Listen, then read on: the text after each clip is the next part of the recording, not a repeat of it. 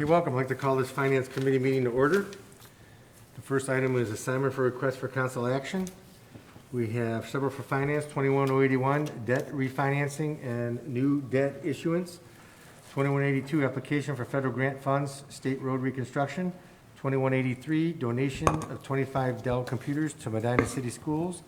2184, Dare vehicle donation. 2185, amend salaries and benefits code, convert part-time code enforcement inspector to full-time. 2186, Armstrong Internet Access Line Municipal Court. 2187, Odot traffic signal maintenance agreements. 2188, expenditure of $15,000, Winthrop Construction Engineering. 2189, increased PO number 2121-1040, Absolute Construction Chip Grant. 2190, approve MCRC sponsorship banner. 2191, accept one easement North Broadway bridge replacement. And health, safety, and sanitation, 2192, amend salaries and benefits code 3105, add 3 additional officers for the police department. Okay, first item we have is 21081, debt refinancing and new debt issuance. Mr. Durham. Thank you, Mr. President. I have with me this evening Amanda Gordon. She is our bond counsel. She was previously with Retzel and Andrus. She's now with McDonald Hopkins. I put a lot of information in front of you about this. I know we talked about it last year because some of the debt was callable last year, and we decided to wait until we could do one big issue. And I guess just to explain that generally, one of the big differences between municipal debt that we have versus like your home mortgage, we can only refinance at a call date. Typically with your home mortgage, you can refinance whenever it's to your best interests. For us, these bonds can only be paid off when we are at a call date, and that's the time to do it. We are at a call date on a couple of these issues, and that's the portion of this that's refunding. There is currently about a 10% net present value savings. That's about a little over $1 million. The standard for determining to do this is if it's over 3, so we're well over that. And the projected savings, and all of this is based on current rates, which can change, but the projected savings right now is that this refinancing is going to save us about $100,000 a year in debt service payments going forward. And then we've asked for an authorization for new debt for about $7 million. The plan there is that in the 108 fund, since it's been established, we've run approximately a third of it as debt service. Basically, there's 2 ways to finance your capital projects. One is through debt. The other is through what's called pay-as-you-go, which is just as the money comes in, you use it. We've done about a third of that fund in debt service payments, but over the years, the payments have gone down. They're going to go down even more with this refinancing, so they're down below 25% of the total revenue there right now. With this refinancing, they'll be even lower, so we're able to add up to about $7 million, get us back to right around a third in debt service, and then that'll give Pat $7 million to spend on street projects. I went and saw Pat to see if he had projects he could spend that on, and you won't be surprised at all to know that yes, he does. He's ready to go. He has projects to use it. So that's the plan. And I guess I'll just open it up for any questions. Oh, I know one question you'll probably have. When we talked about it last year, we waited until this year so that we could do the 2 issues together. And I know there was some discussion of that. It ended up working out really well for us. Rates are actually a little bit lower right now than they would have been had we done it last year. And credit spreads have improved, which helps us. So we're better off than we would have been had we done it last year. And we're also better off because we're doing one issue instead of if we'd done it last year, we could have only done the one, and then we'd have to do it again this year. Thank you. I guess a couple questions starting out is that it looks like we're going to have paid off the MCRC, then we have water and another MCRC, water, general purpose capital, and water again. Those are the bonds we'll be refinancing, correct? Go ahead. There's a 108 issue in there too. The 10. Yes, there it is. Yeah. So I guess my first question is, at least as far as refinancing general purpose capital, I guess in thinking about it, I mean, would there be an advantage, and I understand the 108 account, we want more money in there, but I don't think we want to keep paying money on general purpose capital because those are items that we incur once, and if we can try to pay them down or pay them off, I think that would be beneficial to the city And I can't, looking at this, I'm not sure, because the way it printed out, of what the exact outstanding principal balance is in the general purpose capital account. Do you have that handy by any chance? I kind of, It's the second one from the bottom on this, first page on this discussion is general capital. The original amount was $1,190,000, and it is balance after December 1st, 2020 was $770,000. so I guess my question is, my personal opinion, what is to pay off that general purpose capital account so we don't owe any money on that, and that may require us to borrow less as far as the 108 account is involved, unless you're saying the general obligations lets that, if you pay it off, we can flow over to it. I don't know if that's a possibility. Well, unfortunately, the debt in the general capital fund was issued in 2012 with a 10-year call. It's not callable until next year, so we're not doing anything with that. We can't pay it off, we can't refinance it, we can't do anything with that particular issue right now. I guess the question is, when the 10 years up, I guess next year we could pay it off if we wanted to. Right, that would be callable next year. And after the payment on 12/1 of 2020, the balance would be down to 750, or 2021, pardon me, be down to 715,000, and then you'd have one more payment, and then they'd be callable. So would it be, they're callable, but is it, when you say callable, they have to call it, we don't, or do we have the right to? No, the callable means we have the option to call the bonds in and pay them off. Okay, so. And that's not till December of 2022. But if we borrowed the money, can we borrow the money now at a lower rate and pay No. that off later? I mean, hold the money No, until 2022? we used to be allowed to do a thing called advance refundings, and I'll let Amanda speak to that. Yeah, the IRS used to let us do one advance refunding, which would mean that you could call it more than 90 days before it would become due. They took that ability away from us to be able to do that on a tax-exempt basis. So it has to be callable or within a 90-day window for current refunding. So we aren't able to do that anymore.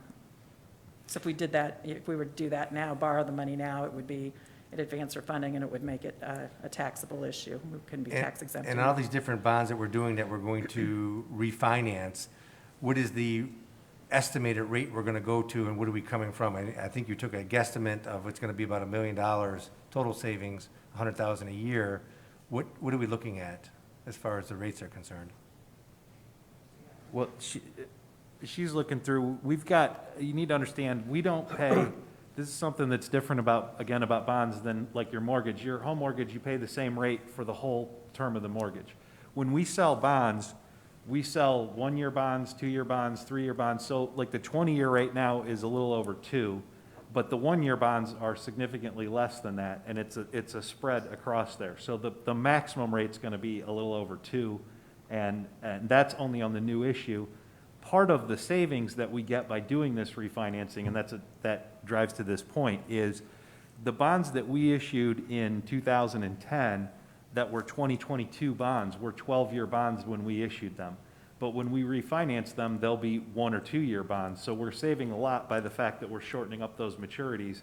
So that's part of the savings, because the shorter maturities typically, and right now, have lower rates. Usually the shorter the maturities, the higher the debt service payment because of the principal involved.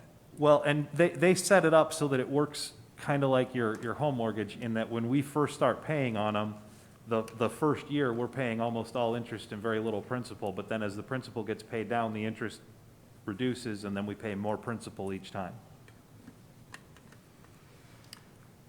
Anybody have any questions on that? I do have one question. When you said the call date, can we, even though we can refi these notes because we're after the call date? Within 90 days before you can do it, or after. Or any time after? Right. Okay.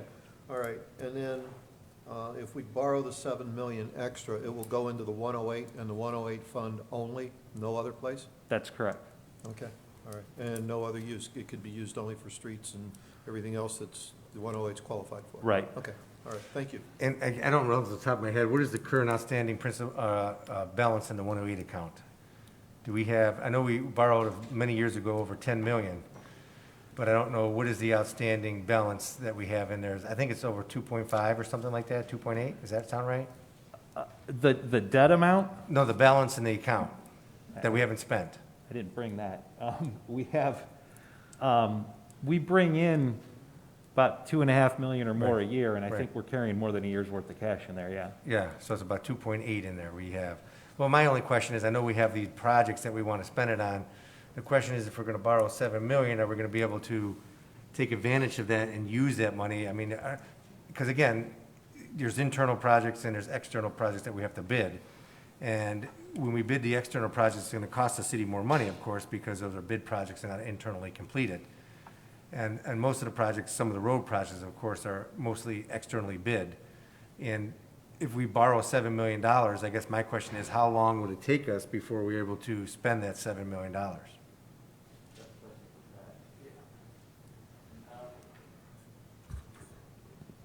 I guess I would be comfortable saying within 3 to 4 years, we could, between what we get annually plus the 7 million, we could spend it all. Well, I guess the other question is, if we're going to borrow additional funds to do these capital projects as far as the infrastructure improvements that we've been talking about, and it includes all kind of roads, as the ballot language said, what we can use it on, are we going to be able to realize the value for our money, I guess what I'm saying?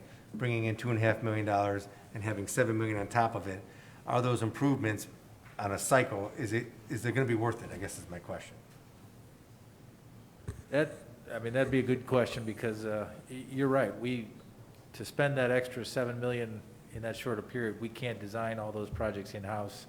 We'd have to hire a consultant to help us, which is a cost that we normally don't have unless we're, for instance, West Smith Road, that's a federally funded project, so we have to follow the federal requirements, which means going out and getting a consultant. It's very expensive, but they're also giving us a grant for that as well. But Well, and also, we try to use that money that we raise, I mean, for example, concrete street repair, maybe we increase that per year, but again, with that comes a cost, because then we have more barrels out there, more people complaining that, why are all these streets closed, I can't get around, and there's gotta be a balance, and I think we've learned over the years kind of what that balance is, and plus, when school starts, we can't do any projects during usually school time, because then it makes it more difficult for the buses to get down the streets and things like that. I guess I'm just trying to figure out what is the best number. I mean, is it 7 million? I don't know. Maybe it is. I'm just trying to figure out what can we manage to accomplish the goals of the city as far as the infrastructure improvements.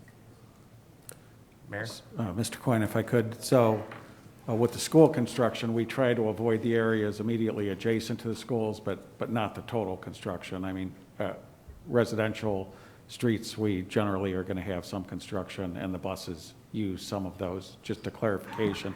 The other thing I think it'd be helpful for to remind the public, because this was early on when I was in the mayor's office, when we did the 10 million in 2012, the whole emphasis was on our industrial area, and we've completed that entire project.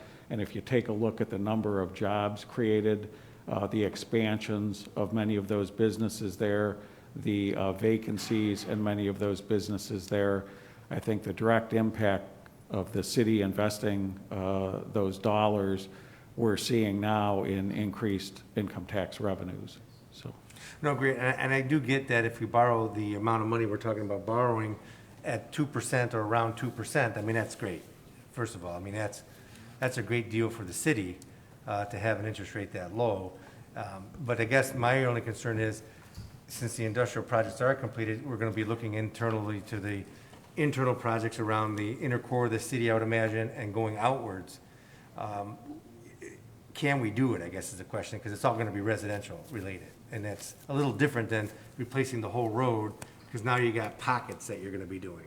And I just want to make sure that if we're going to borrow the money, that we can be able to accomplish that, without, tremendous disturbance. Because again, you have people coming in and out of driveways, just as you did with the industry, but there's more of them.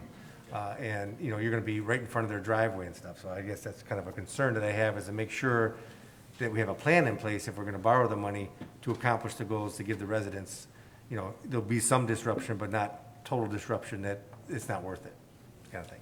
Yes, Paul? Okay, thank you. And I know that Patrick is good at this. If he's going to do a street, he's going to do as much of it as possible so the residents are disturbed once, not 2 and 3 times. But one thing that I am concerned with is the way the federal government has turned on the printing press, that inflation is going to go berserk, interest rates are going to go berserk. If we can grab something for 10, 15, 20 years, whatever the term is, for 2%, it's very, very prudent for us to do that and have it, and we're paying this money on inflated dollars sometime down the road. I think it is what we are here to do, is manage the tax dollars wisely. And I think this falls in that classification. And, you know, maybe if we do get to 7 million, by the time inflation hits, we may only be able to get 2 streets done, but at least we'll be paying at a lot lower rate than what would be given 2, 3, 4 years down the road. Okay. Jim? And then, Keith, I know you said, Pat said absolutely he has a list, but Pat, can you give us an example of something that you think we could speed up as far as getting something done that might be a benefit to the residents? The list I gave Keith was all our potential street reconstruction projects.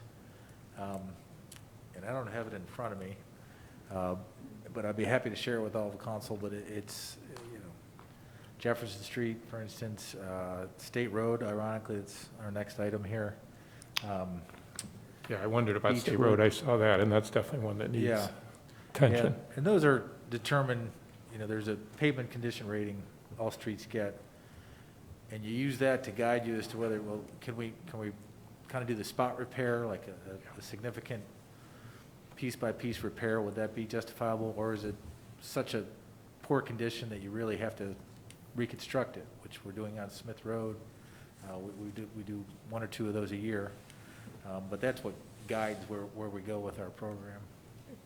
And I appreciate the industrial area, it's great, and everybody's very appreciative of that, but I have started now have some residents who mentioned, okay, now when are we going to start with the residential streets? And so I guess if we could say to them, we did this to speed that up, I think people would be very happy with that. Denny? And my only question, Pat, is, you know, the West Smith Road project's coming up here in the next year or so, and I understand that's federal grant. Remind me again what the city's share of that project is going to be? And I know we have money set aside for it.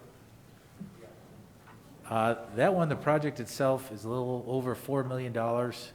Our share is about half of that, about $2,046,000 or something like that. So we're on the hook for about $2 million on that one. With the 7 million, if we proceed with this, could that money be used for our share with that, and we could use? Sure, yeah, absolutely. So we would be ahead. Well, wait, but I think we already counted that. Well, no, I understand we've accounted for it, but I'm saying that's $2 million that is usually just about 1 year's of our income tax for 108, that the $7 million would free up. So, yeah, thank you. Any other questions?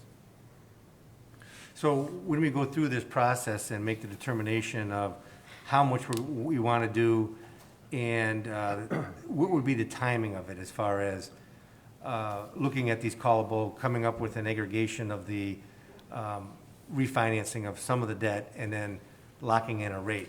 How many days we talking? There was a draft financing schedule attached to the RCA, and this is the first entry is Finance Committee, and then we expect to be at council on the 10th with no emergency clause, so it'll be effective June 10th, and then we'll be working on the ratings discussion and the marketing issues, and they expect to price and sell the bonds in July and be done by July 15th. Well, I think the idea of refinancing and save the money is great, and if we can get additional funds for no increase in our debt service payments that the city handles based upon the 108 percentage being used to help pay that, it makes sense. But I still like it at least sometime in 2022, if the rates are still attractive, try to, I know it's only $700,000 in the general purpose capital, but trying to figure out something, to do with that. But I know that's a different timeline. Well, I mean, we'll have to look at that because because as Amanda explained, we can't do advanced refundings anymore. So we'll have to look at that in '22. The big potential problem there is because it's a relatively small debt issue.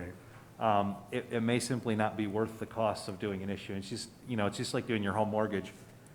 If you have to pay for like an appraisal, that's say $1,000 for your house, well, if you owe $200,000 and you're saving, a percent, it's clearly worth it. But if you only owe $10,000, it's not worth paying for $1,000 for an appraisal. Right. You understand what I mean? So we'll just have to see where rates are, and a lot of it depends on where rates are. I mean, rates right now are pretty close to an all-time low, but, I mean, we just heard Councilman Rose suggest that, I expect too, that those are not gonna stay at an all-time low forever. If we come back next year and rates are up, well, then we're not even gonna have that discussion. You understand what I mean? If we come back next year and rates are still this low, well, then, okay, maybe it'll be feasible. Right. And Amanda, what are other communities doing around Northeast Ohio as far as this is concerned? We're seeing a lot of the very same thing right now. I have said that money isn't free, but it's awfully cheap. So we're encouraging all of our clients with the capital improvement plans that they have, whether it's a 1, 3, 5-year plan, to really take a look at those and try to take advantage of this structure right now. And we've exhausted every possibility with each of our clients on the number of refundings and savings that we can do, especially as those things can go into general operating funds and other things to help the communities continue. So Medina is right on par with the things and the activities that are going on across the state right now, especially with this market. So, and I will say on your, on the street, the new money piece that we're talking about, we did prepare that and draft that broadly enough to include a number of different items. So even as council would pass the legislation for that, we drafted it as a not to exceed number and a very broad purpose. So if there can be a need to define those projects a little further before we would actually go to market to sell the obligations, we would still have some flexibility at that time before we'd actually go to market to do that and to define that. And does this additional refinancing and additional borrowing affect our Moody's rating, or does it keep it the same? Well, they will do a rating for the issue. They typically they do surveillance, which is they call up with a few questions once a year. When we do an issue like this, we do a presentation for them, and we will prepare that and sit down with them and explain our situation. And I mean, I brought the income tax information. Every month I send you the information on our income tax. My job is to make this presentation to Moody's, but right now the picture is, I've got a lot of good things to work with, okay? You look at the pandemic, and for all of the concerns about the pandemic, our income tax is plugging right along. I mean, our withholding tax is actually higher than it was this time a year ago. So those are things, and then we are also gonna explain to them that we had almost $2 million in CARES funds and about $5 million in American Rescue Plan funds.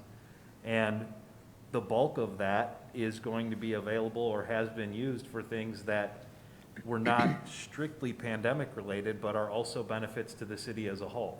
So you look at, like I was talking with the man about it when we came in, you look at this room we're sitting in. I mean, we did this with CARES money, and it's pandemic related because we wanted to be better able to handle virtual meetings and so on. We also replaced the HVAC here at City Hall. Again, pandemic related because it's got a better air movement and better filtration and so on.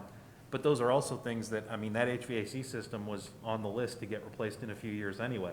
This improvement is an improvement in general.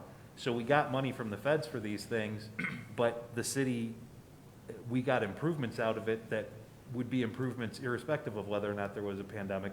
So the point of that is we are considerably money ahead right now based on the pandemic, and we're certainly going to paint that picture and explain that as to where our situation is. Well, And then the final thing I would say on that is in that 108 fund, because by the ballot language, when the voters increase the tax to 1 1/4, that can only be used for street, stormwater and utility construction, maintenance, and repair. It's a capital fund. We don't pay any salaries out of it, which means that if we were to have a shortfall, I mean, if income tax drops by a whole bunch, since it's a capital fund, we just tell Pat, hey, slow down on the projects. It's a lot easier when you have a shortage in a capital fund than when you have a shortage in an operating fund, because you still got to make payroll every other Friday.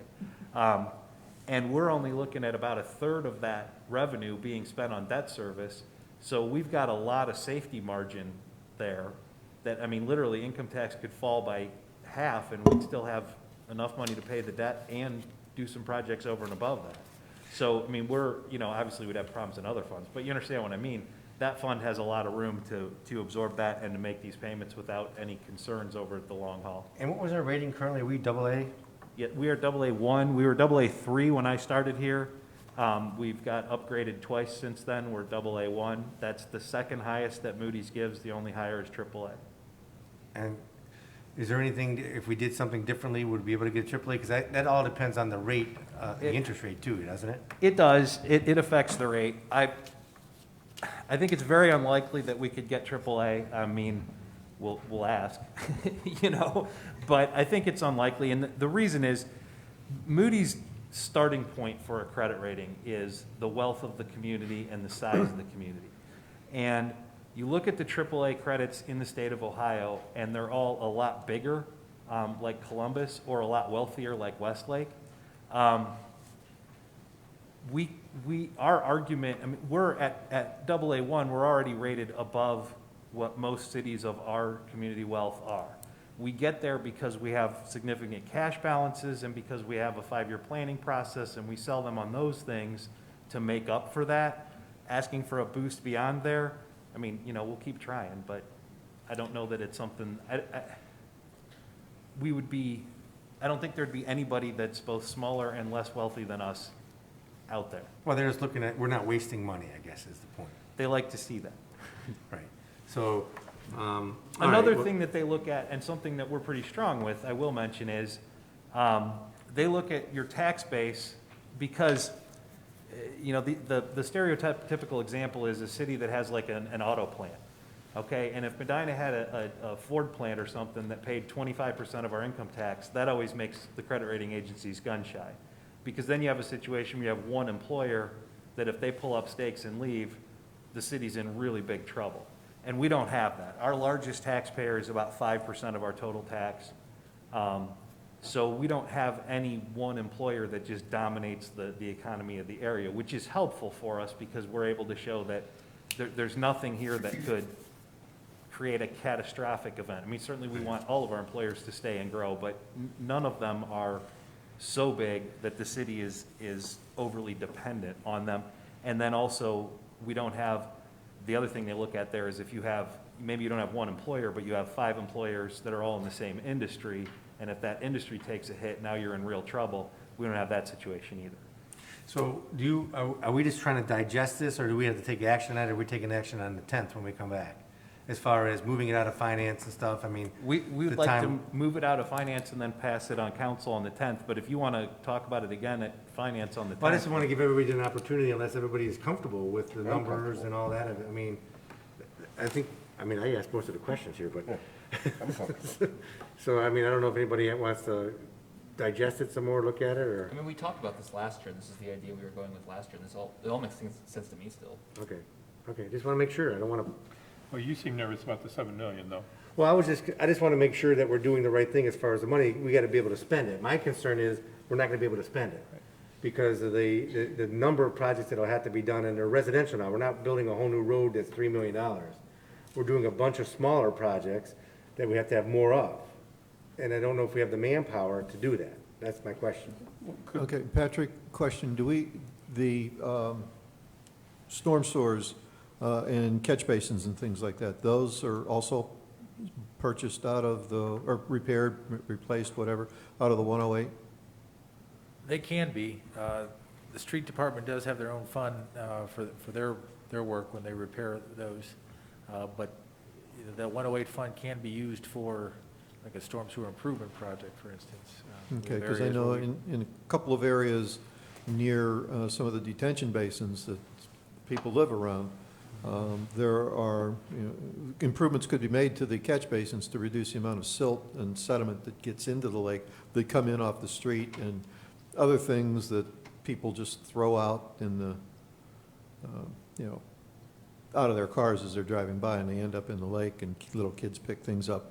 You know, if we had the right type of catch basin before it hits the detention basin, we would be serving the public a lot better in those cases, I would think. So I think that there are Well, I other think we gotta places be we could careful work on the private property perspective. I think that's what you're alluding to. There's a difference that we've been involved with the dams on a certain lakes and things like that. And I think there's a question of what our involvement would be and what the association's involvement This would be the catch basin on the street Oh, okay. that I'm talking about. Okay. That's part of the street. What about curbs and sidewalks? That come out of 108 Those too? are also going to be paid for out of the 108 fund, yes. Plenty of those to do. Yeah, I think we have enough, that we could spend it in a reasonable period of time. Well, I don't think you're worried about having enough to spend, it's just do we have the manpower to get it done? in Right, time? that's the question. I mean, if, we gotta be able to have the plan ahead of how that $7 million will be spent, because we're still adding to it, right? $1.8 million a year, adding on top of that. So are we gonna be able to accomplish those goals in 3 to 5 years, as Amanda indicated, the 3 to 5 year capital improvement plan? And Pat, that's up to you. So Yeah, can we- I would point out, not just developing and designing the project, but also, we only have one construction inspector, so we start doing all these projects, we may have to hire some outside inspection companies to help us, or maybe, I don't know that we want to hire another individual if it's only for a 3-year program, but somehow we're going to have to inspect those projects as they're being built. That's all something that can be, the projects can be bidded out. I mean, still work on your end and the city's end, but as far as if there's enough projects for, 3 to 5 year period, you're still gonna be able to put the list together. If it's approved, bid it out. If we need more inspectors, we can hire or bid that out I mean, I understand your concern, but I think that, and we know that we don't have the manpower to complete all these projects, but to bid it out and get as much done as we possibly can, I think. Well, I guess that's the whole point I'm making, is that it's great to have the money, but if you have the money, you gotta be able to use it. That's my whole point. And as long as we can use it, because that's an administrative thing on your side, Pat, and it's not council, I mean, because we're approving the money. As long as you could use it, then it makes sense. Otherwise, it doesn't make sense. Mayor? Well, out of fairness to Pat, though, he's already mentioned this, that we have 2 engineers in the entire department. So we can use the money, it's just we can't do it all in-house. Right. It's just not possible, there's not enough hours in a day for 2 people to do that amount of work. So some of it will have to be farmed out. But as long as council understands that, and there's gonna be money associated with that, we can get the projects done, it's just we can't do it all with 2 people. You explained it better, that was my point, but, yeah. Thank you for clarifying that, and I think with that, I think it's our duty to the residents to get as many projects done as we can with the money that we have available to us. And if we have to subcontract it, or whatever the right phrase is, hire it out, then, maybe to get the right important projects done, that's probably the right thing to do, since we have the money available to us and it's cheap. Bill? So, Pat, you're going to get us a list of the things that you've got, planned out, so we can compare that to the, to the money that we're going to borrow. Yeah, I can give you the list that I submitted to Keith, and that's just a list, I didn't make it up for this exercise. We maintain that of, our future Understand, potential yeah. projects, yeah. But yeah, certainly I can get it to Okay, you. thank you. All right, If any I other could, questions? if I could, Mr. Coyne, one more Yes, point. Mayor? So the city recently spent, with council's blessing, a great deal of money on the North Corridor, and now the State Route 18 corridor is being completed from Nettleton to Alber, Medina Hospital. And I think Jim's point, Councilman Shields' point is well made, that we've had a lot of work on the state routes, we have a lot of work on the industry. We still have some work to do on South Court Street, south of Sturbridge. We need some help down there yet. But the residential needs some needed attention. And it's, I think, our hope and prayer that we can use some of these excess funds to address some of those. Okay. Now, just so the public understands, though, your cul-de-sac probably isn't going to be rated as high as like you know, like a Guilford or Like an Harding Street? Easement or Harding Street. Harding Street. Yeah, I mean, we're looking at the ones that are kind of feeder streets, the main ones that a lot of the people are using, those in the prioritization of things, not that the cul-de-sacs don't get done, but we have to look at traffic volumes in addition to condition of the roads when we do these things. Okay, any other questions? I'll make a motion to move forward. Second? Anything else, Keith, the matter? You guys good? Yep, thank you very much. Okay, thank you. Thank you, Amanda. All in favor? Aye. Opposed? Motion carries. Okay, thanks. Next one we have is 2182, application for federal grant funds, state road reconstruction. Patrick? Thank you. This kind of dovetails from the last discussion. A couple weeks ago, Congressman Gonzalez's office reached out to the mayor and asked if we had any projects that we might be interested in suggesting to get some of the federal earmarks that are being discussed now. We looked at it, we spoke with NOACA. As far as a capital project, it's only those roads in town that are eligible for federal funds, which are the ones that are on the federal classification map. The next one up, we've got West Smith going, but the next one up is State Road. I included some information about State Road, the condition. NOACA just this past December issued their report. They consider State Road to be in poor condition with a PCR pavement condition rating of 40. Once you fall below 40 to 39, it's considered very poor. So we believe in the next couple of years it'll fall to very poor. On our end, it was our intention later this year or early part of next year to go out to NOACA and start the ball rolling to fund State Road. The idea being West Smith will be under construction in 2023, 24, get that out of the way, and then in 25 or 26, do State Road. So this would be the time period for us. So this was kind of in our plans already. So we suggested that to the Congressman's office. They received it well. Just on, I think, Thursday or Friday, we got a letter basically endorsing the project from NOACA. I really have no idea if we are going to end up getting funded or not, but we're kind of shooting our shot here, and we'll see what happens. But to point out to council, we're asking for about $4.4 million, which would be our largest street grant ever. But the city, the local share would be about $1.8, $1.9 million for a total project cost of $6.3 million. Questions? Move to approve. Second? Mr. Coyne, before you vote? Mayor? So they need a resolution from council in the interim because they only gave us a couple days' notice. They needed something from the city saying we would commit to the matching share, the 30%, and obviously we couldn't get to council in 2 to 3 days.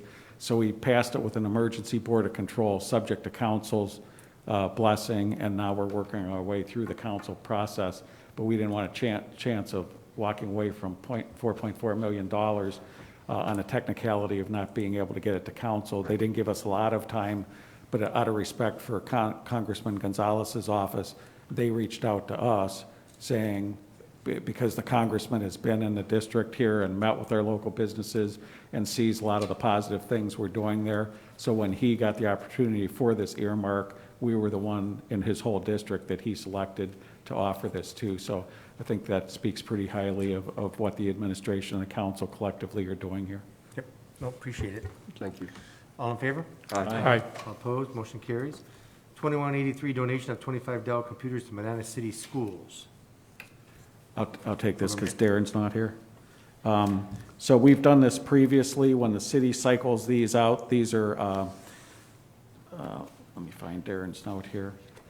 These are 4 to 5 years old, and we have a regular replacement cycle, but yet these are still valuable enough for the schools that they can get a number of years out of them. And rather than put them in the city auction and get pennies on the dollar, helping the schools out through a collaborative partnership like we do with most things makes the most sense, and we'd respectfully ask for council's permission to do this. Any questions? Do we offer these to Buckeye? We have in the past when we had the meeting with Buckeye and offered them. And I think we did give them some the one time. Let me double check with Darren and them on that. Okay, yeah, you're right. I think we did check once, and I think they were, no. Yes. Yeah, I was just curious, because typically I forget that they're, Right. they're in town. And we could also, to the Career Center, it doesn't matter which school actually Sure. gets them, but I guess I'd respectfully ask that this one, if we can go through, but in the future, we'll check with all 3 schools, and if we can rotate it around. Any other questions? Move to approve? I will need to abstain since it goes to my employer, but I did notice the emergency clause is requested too. I think they're just looking to get it off our books right. and get it to you. I think Harvey has told Darren that the sooner they can get them to him, the sooner they can put them into labs and start using them. Okay. But again, that's up to council. Move to approve with the emergency clause? Second, including the emergency clause? Any other discussion? All in favor? Aye. Opposed? Abstentions? All right. Motion carries. 2184, accepting dare vehicle donation from police. Chief Kinney? Thank you, Mr. President. Rick Stickland of South of the Square Collision has a vehicle that was crashed and abandoned at his business. Mr. Stickland would like to fix the vehicle up and donate it to the police department for use as a dare vehicle. Questions? Very nice. Yeah, very nice, and I appreciate Mr. Strickland does so many nice things. I can't say enough how much he does with his partnership with Garfield Elementary School too. So thanks to him Big for doing supporter this. of the city and the police department. Appreciate him. Move to approve. Second? All in favor? Aye. All opposed? Motion carries. 2185, convert part-time code enforcement inspector to full-time. Jonathan? Thank you, Mr. President. The current individual in the part-time code enforcement inspector position is resigning. This is his last week. So with that departure, the administration, we evaluated the needs for continued proactive code and zoning and property maintenance enforcement throughout the city, and decided that there is current and future need for a full-time position within the community development department to do code enforcement activities to sustain the city's positive feedback loop of market value and perception. This position will continue to directly report to the community development director, to myself, and assume the majority of the the enforcement field work regarding zoning, property maintenance, and then pass along the long weeds, grass, living fence obstructions. This prioritization would permit the building official and the building inspector to prioritize permit review and inspections, maintaining our well-regarded service levels within that discipline. So funding for this position, because right now as of 2021, it was only budgeted for as a part-time position. Between planning and zoning and building, there is a significant amount of carry forward. So attached to the RCA, there's a kind of comparison between the part-time current, 1.5 part-time, 2 part-time, or 1 full-time position, and the current carry forward that the 2 budgets have. Lastly, there's also an attached, the code enforcement inspector job description just is added to have full-time as part of it. So it could be part-time and full-time depending on the needs of the administration and the city at any given time. That went to Civil Service Commission. It was recommended by them on April 7th of 2021. Thank you. Mr. Coyne? Mayor? One other, if I may, as the city continues to build, we have a new structure now that Nino's responsible for, as well as just the tasks of the city growing. I've asked Jonathan if council agrees to this full-time position, that the high grass enforcement be shifted to this person versus the service director for 6-7 months out of the year being tasked with that. So I'd ask council to consider that as well. Thank you. I guess the question is, the funding for the department is heavily dependent upon the permits revenue generated, and it looks like the carry forward. And I guess I assume that there's nothing else slated for this carry forward. That's why it gets you out to 2028. The way you have it written here, it looks like, of whittling down in the carry forward. And of course, each year you'll probably have additional carry forward to cover that.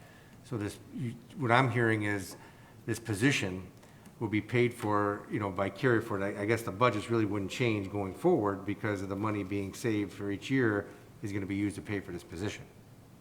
I think at least within the bounds of the 5 years that we already have planned, we can account for it through carry forward.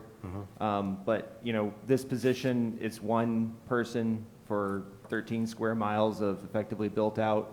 A lot of our newest areas are already 20 years old, and then everything else older than that. So as we all know, properties degrade, parking lots fall apart, buildings need some issues.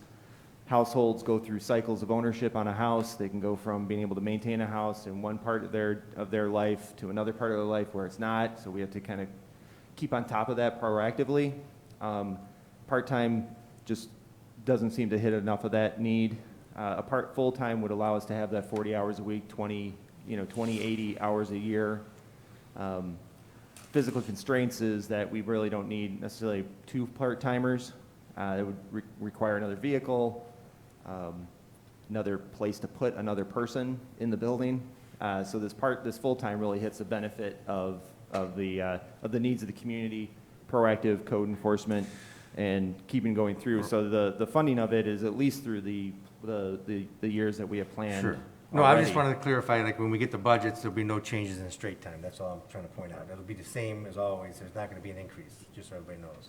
Because it's gonna be paid for out of the carry forward, so there'll be no change in straight time. I just wanted to clarify that, so everybody understands. I'll make those notes as we go into the budget cycle this year at least. So if you come in with higher straight time, the answer is no, but.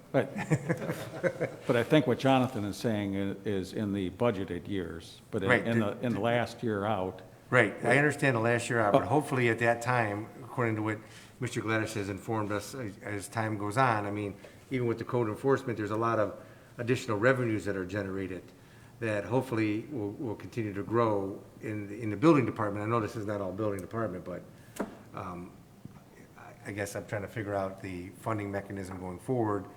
Is it just gonna come from income tax dollars, or are there other revenue generating sources that'll help pay for this person? The revenue that comes through building permits just goes straight into the general fund pot anyways, Right. and then it's reallocated. It's not an enterprise fund, so it's not dedicated right back to it. It's been a generator. It's part of the. It's part of the. It's code enforcement's kind of a loss leader. You do it so you don't get into a negative feedback loop on perception or physical reality. Just in the way that good permit review and inspections is a positive feedback loop on perception and condition of the community. So it's one of those where we budget and we plan through what we've already planned, but it feels this really is kind of one of those basic functions of what we do as a community to protect Sure. the commons generally. So thank No, you. I get it, I just making a clarification. Yep. Any questions? Wanted to ask if in fact this job is going to take on duties concerning grass and some of the other things that Nino includes, we need to change this job description that is attached to this so that some of that's included. Okay, so is there approval subject to the law director's modification of the job description? Move to approve subject to the final approval of the law director on the job description. Second. Any further discussion? All in favor? Aye. All opposed? Motion carries. 21086, Armstrong Internet Line Agreement for the Muni Court. Cindy?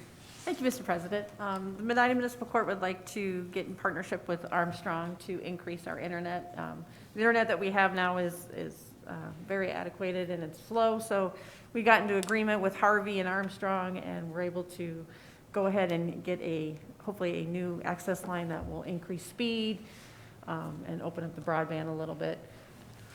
What happens to the current internet agreement? Is that with Armstrong now, or is it with somebody else? That is with Armstrong now, so we're just going to actually just make it a larger line. But this is, I guess it's a little bit different. It's called a 4040 line. And what we have now is basically a business modem is what we have over there right now. Is that also fiber? We have fiber over there yet, or is that not a possibility? There is, right now we have with Medina Fiber, we have that going in as well. So I just asked the question, can't we just use the fiber, or do you have to have a carrier like Armstrong, or do you just tap into the fiber? And keep Well, it wherever you under want? Harvey's recommendation, because we have the new servers over there and we have the new benchmark case management system, we'd like to have 2 lines of internet. one for our servers to be backup, and then the other one for use for the public and for the employees. So this is, if one goes down, we have a backup line for the other. Mr. Coyne, that's the same thing we have here at the city. We have Medina Fiber and Armstrong with the ability to flip it should there be a failure in either one of them. That's necessary for redundancy and keeping operations going. And this line coming in is fiber.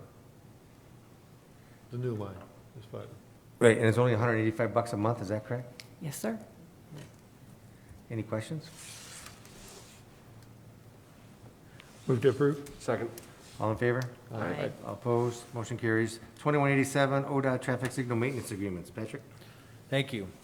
At our last finance meeting, the committee approved a traffic signal maintenance agreement with Odot and the city for 42 and Grande. The following day, I got notified by Odot that they wanted us to modify that agreement. And this is in response to our finance department had sent the invoices for the previous year for the two signal agreements that we had. And Odot determined that we did not have an active agreement at that time. So in order for them to pay us what our invoice is, they wanted to modify this agreement as well as the Foot Road and 18 agreement. Now that Foot Road and 18 agreement will come to an end this June 30th when they take it back over. So we're only approving that agreement for 2 months or 3 months, but it allows them to pay us what they owe us. Questions? Move to approve? Second. All in favor? Aye. Opposed? Motion carries. 2188, expenditure of $15,000 for Winthrop Construction and Engineering. Patrick? Thank you. Over the past couple of months, a couple of maintenance issues have come in on our railroad. One noted by our monthly rail inspector, and the second was provided by Wheeling. They do what's called a geometry car that comes through, and they do it on their line, and while they were in town, they did it on our line. And it picks up places where the rail is, the cross slope of the rail and the warp of the rail exceeds. Well, they determine what it is, and they found that there's a couple spots that our rail exceeded the allowable limits, so we're compelled to fix that. Now, Wheeling did provide a number of other areas where, and this is basically on 18, or north of 18 by AR route, where we didn't exceed it, so we're not compelled to fix it, but it was close enough that they thought it would be a good idea. We're electing not to do that because we have that grant for next year where we're going to be redoing that whole area, so we thought we have to do the ones that we're required to do. The other ones that we're kind of advised to do, we were going to hold off on those because we're going to be redoing it all next year anyhow. So that's the reason for this. Any questions? Move to approve? Second. All in favor? Aye. All opposed? Motion carries. 2189, increased PO 2021-1040, Absolute Construction for the CHIP grant. Jonathan? Thank you, Mr. President. As you said, this is a PO increase to a CHIP project that was already approved by the council, but during tear off of the roof, there was substantial substrate rot that needed to be replaced, so that's what necessitates the increase. Thank you. Any questions? Move to approve? Second. All in favor? Aye. Opposed? Motion carries. 2190, approve MCRC sponsorship banner, Howard Hanna. Jansen? Thank you, Mr. President. This is just a one-year renewal of a sponsorship banner for Howard Hanna at the track railing and the field house. This was approved by the Rec Advisory Committee at our meeting earlier this month. Any questions? I'll need to abstain. I'll move to approve. Second? All in favor? Aye. Opposed? Abstentions? Aye. Motion carries. 2191, accept one easement for North Broadway Bridge replacement. Excuse me. Is that Patrick? Patrick, to you? Yes.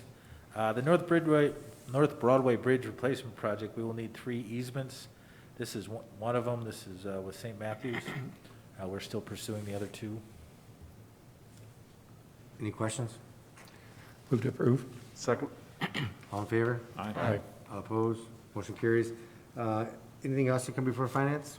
If not, we're going to recess into executive session.